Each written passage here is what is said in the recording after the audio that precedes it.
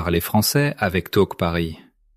Bonjour à tous les apprenants de français et bienvenue dans le podcast Talk Paris, votre podcast de français pour la vie quotidienne, les conversations réelles et une pratique facile de l'écoute en français. Oui, ici c'est l'endroit où vous apprenez le vrai français, à partir de vraies conversations, pas avec des livres de grammaire ennuyeux. Je suis Coralie. Et moi, je suis Guillaume. Alors Guillaume, comment vas-tu aujourd'hui? Tu as eu une journée chargée? Oui, un peu chargé.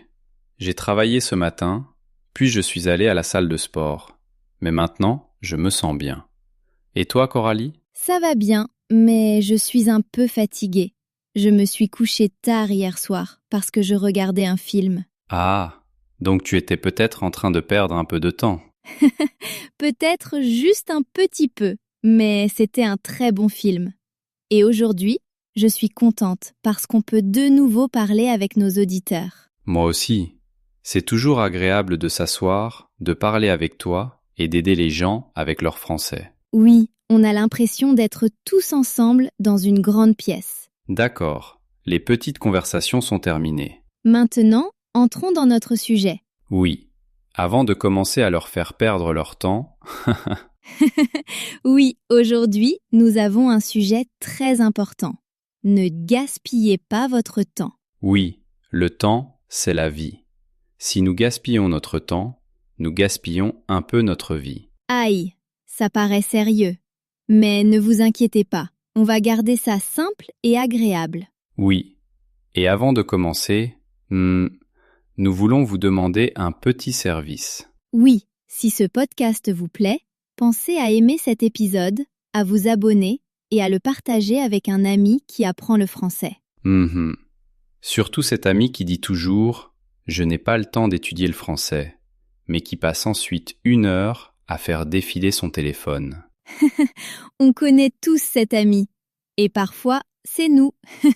Oui, bon, parlons de ce que signifie vraiment « ne gaspille pas ton temps ». Alors Guillaume, laisse-moi te poser d'abord une question. Qu'est-ce que gaspiller son temps veut dire, avec des mots simples? Bonne question. Gaspiller son temps, ça veut dire utiliser son temps pour quelque chose qui n'est ni important, ni utile pour soi. Exactement. Donc ce n'est pas seulement une question de plaisir ou de non-plaisir. La vraie question c'est, est-ce que cela t'aide ou non? Exactement. Imagine le temps comme de l'eau dans une bouteille. De l'eau dans une bouteille? Oui, tu n'as qu'une certaine quantité d'eau dans la bouteille. Si tu la verses par terre, tu ne pourras plus la boire plus tard. Gaspiller son temps, c'est un peu la même chose. Ah, j'aime beaucoup cette image.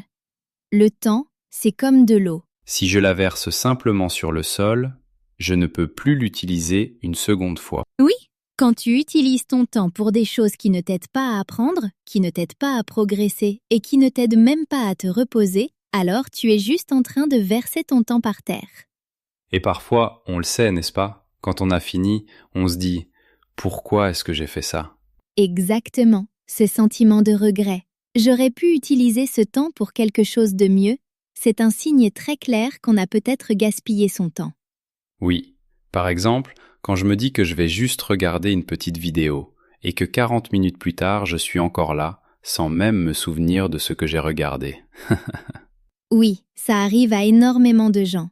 Maintenant qu'on connaît le sens de cette expression, parlons de la façon d'arrêter de perdre son temps, surtout quand on apprend le français. D'accord, je peux peut-être commencer avec une histoire. Oui, bonne idée. Les histoires nous aident à mieux nous souvenir. Alors, un jour le mois dernier, je travaillais sur mon ordinateur. Mon cerveau était fatigué et je me suis dit « Je vais faire une pause de 10 minutes ». Ça a l'air d'un bon plan.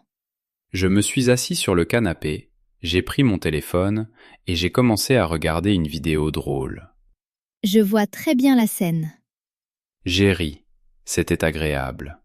Puis une autre vidéo a commencé. Alors je me suis dit « Bon, juste une autre ». La phrase très célèbre, juste une autre. Oui, juste une autre. Après un moment, je me suis senti un peu bizarre.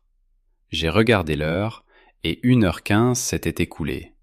Waouh, Quelle grande pause de 10 minutes. Exactement. Et le problème, c'est qu'après ça, je ne me sentais même pas heureux. Je me sentais vide, un peu coupable et encore plus fatigué. Oui, c'est cette sensation du temps qui s'échappe comme du sable entre les mains. Tu ouvres les doigts et tout tombe. C'est une très belle image, le sable dans mes mains. Après cette journée-là, je me suis dit, d'accord, je dois être plus intentionnel avec mon temps. Intentionnel, cela veut dire faire quelque chose volontairement, avec un but, et non pas par accident. Exactement. Et aujourd'hui, nous voulons partager avec vous quelques conseils qui nous ont aidés et qui peuvent vous aider aussi. Oui, des conseils simples avec de petites histoires, pour que vous puissiez vous en souvenir facilement. D'accord, Coralie. Quel est le premier conseil? Conseil numéro 1. Fais un tout petit plan. Tout petit, pas grand. Oui, tout petit. Imagine un plan comme un GPS dans ta voiture. Un GPS. D'accord, j'aime bien cette image. Quand tu n'entres aucune adresse dans le GPS, la voiture peut aller n'importe où. Tu peux tourner en rond, tu gaspilles de l'essence et tu gaspilles du temps. Oui, c'est vrai. Tu roules encore et encore sans destination finale. Mais quand tu mets une adresse simple, le GPS te dit « Tourne ici, continue tout droit, tu vas arriver ». Donc, un tout petit plan, c'est comme entrer l'adresse de ta journée. Exactement. Beaucoup d'apprenants disent « Aujourd'hui, je vais améliorer mon français ». Mais c'est trop grand, trop vague. Vague veut dire pas clair. Oui, ce n'est pas précis. Alors, à la place, fais un tout petit plan, comme « Aujourd'hui, je vais apprendre 3 nouveaux mots ». Aujourd'hui, je vais écouter 10 minutes d'un podcast en français. Aujourd'hui, je vais lire une page d'une histoire. Ça paraît beaucoup plus léger. J'ai un petit exemple personnel. Oui, raconte-nous. Quand j'ai commencé à apprendre une autre langue, je me disais, chaque jour, je vais étudier pendant 1 heure. C'était trop pour moi. Je me fatiguais, je sautais des jours et je me sentais mal. Je comprends très bien. Ensuite, j'ai changé mon plan. Je me suis dit, chaque jour, je vais faire 10 minutes. C'est tout. Certains jours, je faisais plus. Mais la promesse que je me faisais à moi-même, c'était simplement 10 minutes. Et ça a mieux marché? Oui, beaucoup mieux. Je pouvais tenir ma promesse. Je n'avais pas peur de commencer. Et chaque fois que je terminais, je me sentais fier. Donc la métaphore, c'est qu'un tout petit plan est comme une adresse claire et simple dans ton GPS. Tu n'erres pas sans direction. Exactement. Et quand tu sais où aller, tu perds moins de temps à te demander « Qu'est-ce que je dois faire maintenant ?» C'est un premier conseil vraiment puissant. Alors, quel est le deuxième? Conseil numéro 2. Utilise ton temps de poche. Ton temps de poche? Oui, imagine le temps comme des pièces de monnaie. D'accord, je t'écoute. Pendant la journée, tu as quelques grosses pièces, comme des blocs d'1 heure. Mais tu as aussi beaucoup de petites pièces. 5 minutes ici, 7 minutes là, 3 minutes ailleurs. Ah, comme quand j'attends le bus, quand je suis dans un taxi ou quand je fais la queue. Exactement. Beaucoup de gens jettent ces petites pièces à la poubelle. Ils font juste défiler, défiler, défiler. Oui, ça m'arrive parfois. Mais si tu rassembles toutes ces petites pièces, tu peux acheter quelque chose de grand. C'est une belle image. Les petites pièces deviennent une grande somme. Par exemple, tu peux revoir tes 3 nouveaux mots pendant que tu attends le bus. Écouter 5 minutes d'un podcast en français pendant que tu fais la vaisselle. Lire 5 lignes d'une histoire pendant que tu attends ton café. Ça paraît très réaliste. J'ai une amie qui a surtout amélioré son français grâce à son temps de poche. Vraiment? Oui. Elle a 2 enfants et un travail, donc elle est très occupée. Elle m'a dit « Je n'ai jamais 1 heure entière, mais j'ai beaucoup de petites minutes. » J'aime beaucoup cette phrase. Alors elle a utilisé ces minutes. 5 minutes en marchant vers le bus, 10 minutes à midi, 7 minutes avant de dormir. Après quelques mois, elle a remarqué qu'elle comprenait davantage et qu'elle parlait mieux. Donc, ces petites pièces se sont transformées en un grand trésor. Exactement. Si tu ne veux pas perdre ton temps, commence à utiliser ton temps de poche. Même 5 minutes peuvent être utiles. Peut-être que nos auditeurs peuvent se demander maintenant où sont mes temps de poche dans ma journée? Oui, c'est une très bonne question. D'accord. Et le troisième conseil alors? Conseil numéro 3. Rends le français amusant. Oui, parce que si cela ressemble à une punition, tu vas vouloir t'enfuir. C'est vrai. Imagine que tu es un enfant et que chaque fois que tu joues, quelqu'un te crie « Fais-le parfaitement, ne fais pas d'erreur ». L'enfant va arrêter de jouer. Oui, apprendre c'est pareil. Ton cerveau n'aime pas le stress constant. Si le français te paraît toujours lourd et sérieux, ton cerveau dit « non merci ». Alors, comment transformer le français en jeu et non en punition? On peut relier le français à des choses qu'on aime déjà. Par exemple, moi, j'adore la musique. Oui, raconte-nous. Je me souviens d'une chanson qui m'a vraiment aidée. J'ai imprimé les paroles, les mots de la chanson, et je l'ai écoutée encore et encore. J'ai entouré les nouveaux mots. Je chantais sous la douche. J'essayais d'imiter la voix du chanteur. C'était amusant et j'ai beaucoup appris. C'est une bonne histoire. Et toi? Moi, j'adore les histoires et les séries. J'ai regardé une petite série en français. Au début avec des sous-titres dans ma langue, puis plus tard avec des sous-titres en français. Après quelque temps, je pouvais comprendre beaucoup de répliques sans lire.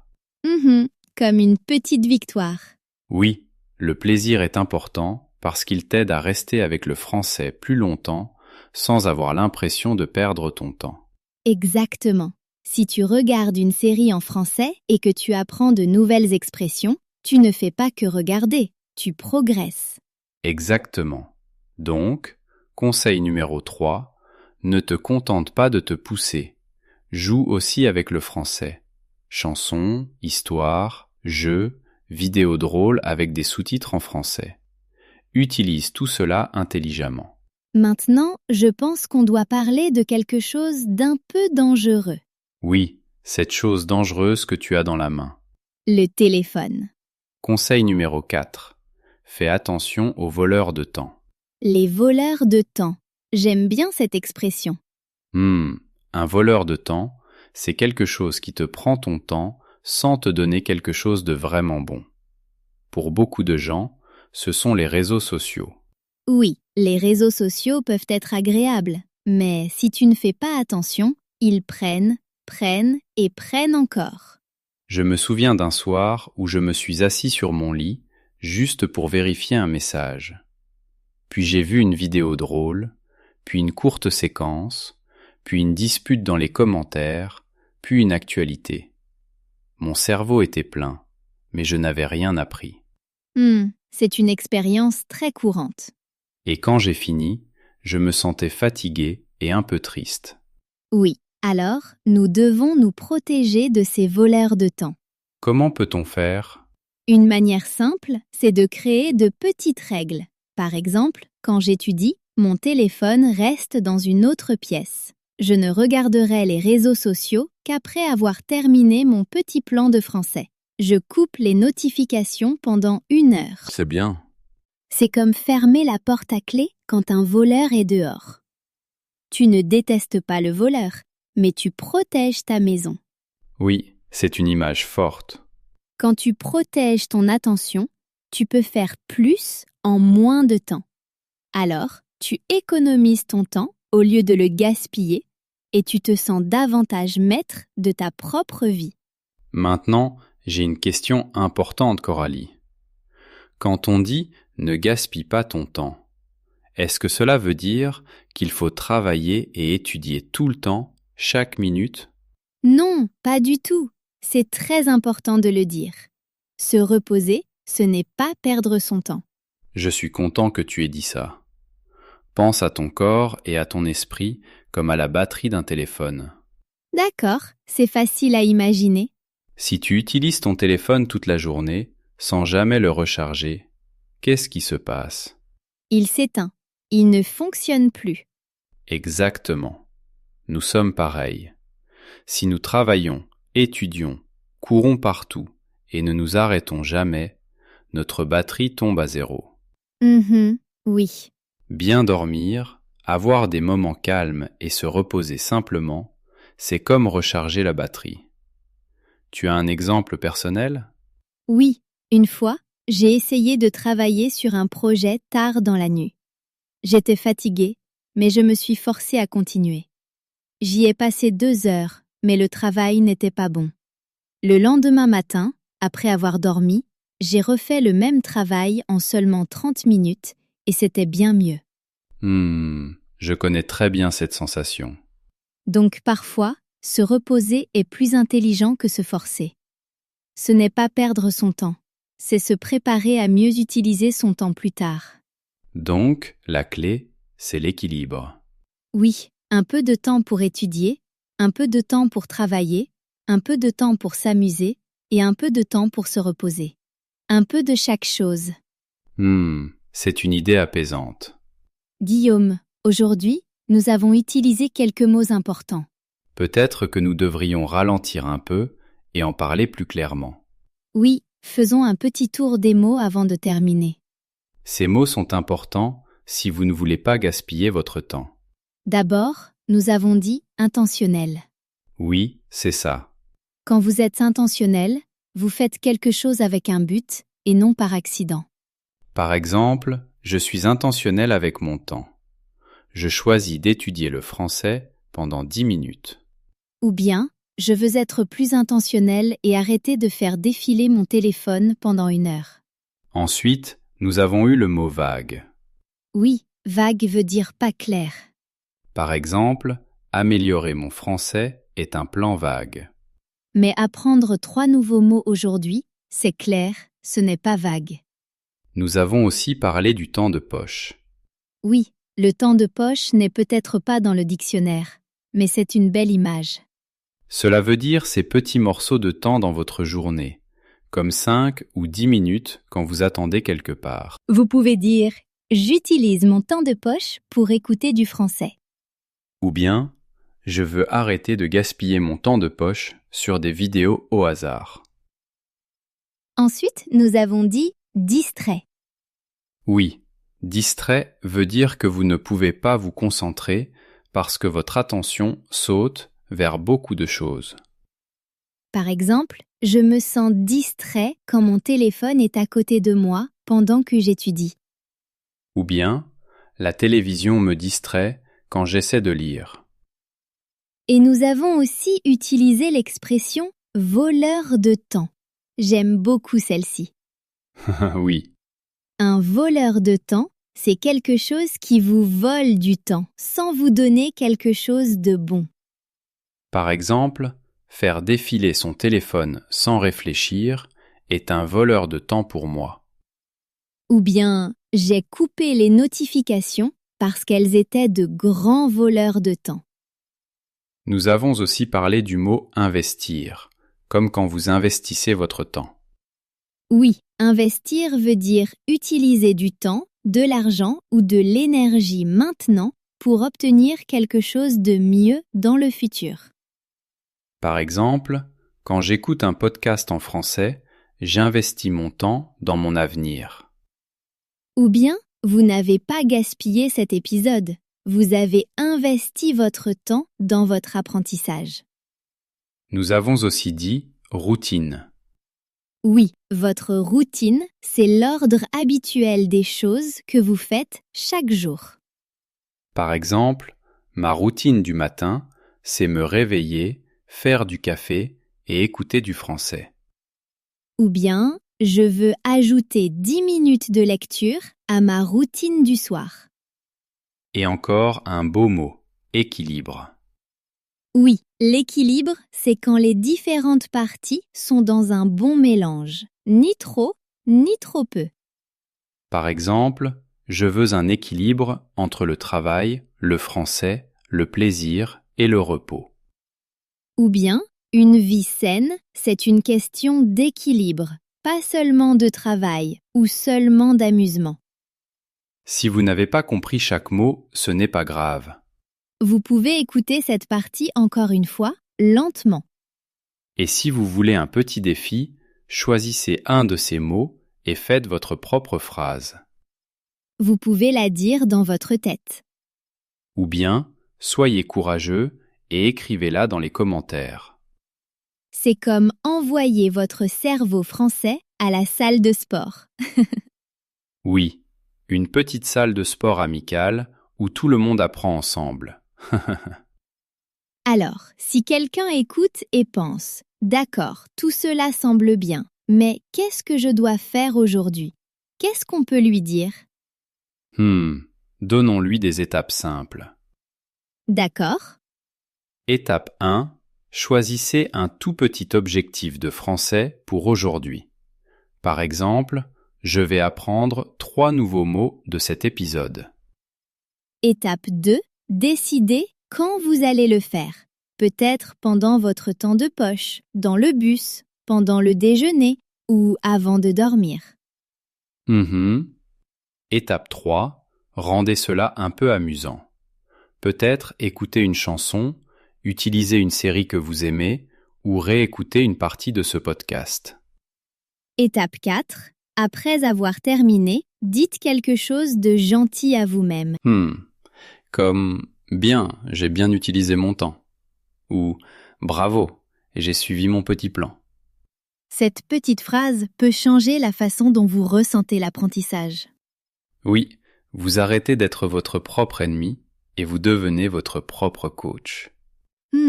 J'aime beaucoup cette image, votre propre coach. D'accord, récapitulons rapidement nos conseils pour que vous puissiez vous en souvenir. Bonne idée. Conseil numéro 1. Faites un tout petit plan, comme une adresse GPS pour votre journée. Conseil numéro 2. Utilisez votre temps de poche, ces petites pièces de temps dans votre journée. Conseil numéro 3. Rendez le français amusant. Transformez l'apprentissage en jeu, pas en punition. Conseil numéro 4. Faites attention aux voleurs de temps. Protégez-vous contre le défilement sans fin et les distractions au hasard. Conseil numéro 5. Rappelez-vous que le repos n'est pas une perte de temps. C'est le moment où vous rechargez votre batterie. C'est un très beau résumé. Merci. Et nous voulons dire cela très clairement. Votre temps est précieux. Vous n'avez pas besoin d'être parfait. Vous avez simplement besoin d'utiliser votre temps un peu mieux chaque jour. Oui, même 10 bonnes minutes chaque jour peuvent changer votre français avec le temps. Et nous croyons que vous pouvez le faire. Maintenant, c'est votre tour. Oui, question pour vous. Quelle est une chose qui vous fait perdre du temps? Et quel est un petit changement que vous allez faire après avoir écouté cet épisode? Écrivez votre réponse dans les commentaires. Votre idée pourrait aussi aider un autre apprenant. Et si cet épisode vous a aidé, pensez à aimer, à vous abonner et à le partager avec un ami qui lui aussi ne veut pas gaspiller son temps. Merci beaucoup d'avoir passé ce moment avec nous. Vous ne l'avez pas gaspillé, vous l'avez investi en vous-même. Nous sommes fiers de vous. C'était le podcast Talk Paris avec Coralie et Guillaume. À la prochaine, utilisez bien votre temps et soyez gentils avec vous-même. Au revoir tout le monde. Au revoir, prenez soin de vous. Votre progression ne s'arrête pas ici. Pour continuer à faire avancer votre français, cliquez sur la vidéo suivante ou explorez les autres vidéos que nous avons soigneusement choisies pour vous.